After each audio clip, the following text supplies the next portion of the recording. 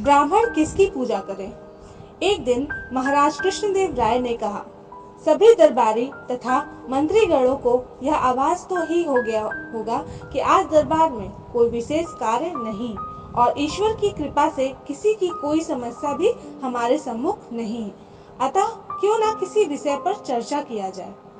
क्या आप ऐसे योग्य मंत्रियों व दरबारियों में से कोई सुझा सकता है ऐसा विषय जिस पर चर्चा कराई जा सके?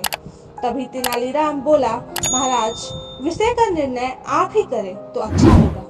महाराज ने कुछ सोचा और फिर बोले, जैसा कि आप सभी जानते हैं कि क्षत्रिय, वैश्य, शूद्र तीनों वर्ग ब्राह्मण को पूजनीय माने। सभी दरबारियों व मंत्रियों को महाराज का यह प्रश्न बेहद सरल प्रतीत हुआ।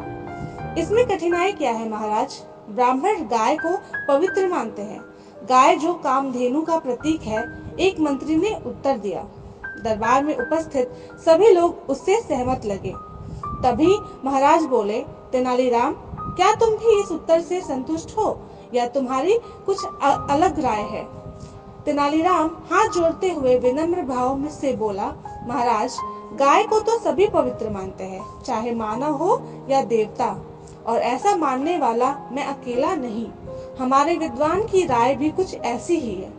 यदि ऐसा है तो ब्राह्मण गौ चर्म, गाय की खाल से बने जूते चप्पल क्यों पहनते हैं? महाराज ने फिर पूछा। दरबार में चहुओर चुप्पी छा गई। दरअसल महाराज ने जो कुछ भी कहा था वह बिल्कुल सच था। इस प्रश्न का उत्तर किसी के पास ना था। सबको चुप देख महाराज ने घोषणा की, जो भी उनके इस प्रश्न का संतोषजनक उत्तर देगा उसे 1000 स्वर्ण मुद्राएं पुरस्कार स्वरूप दी जाएगी। 1000 स्वर्ण मुद्राओं का पुरस्कार दरबार में उपस्थित हर कोई लेना चाहता था, लेकिन प्रश्न का उत्तर कोई नहीं जानता था। सभी को चुप बैठा देख तेनालीराम अपने आसन से उठते हुए बोला, महाराज, ब्राह्मण के चरण बेहद पवित्र माने जाते हैं, उतने ही पवित्र जितना कि किसी तीर्थ धाम की यात्रा।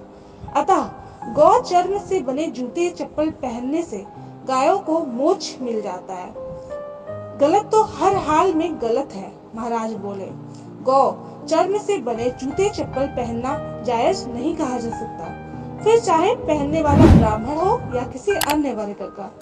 लेकिन मुझे खुशी है इस बात की है कि तेनालीराम ने उत्तर देने का साहस तो किया। चतुराई भरा उसका उत्तर उसे 1000 स्वर्ण मुद्राएं दिलाने के लिए काफी है।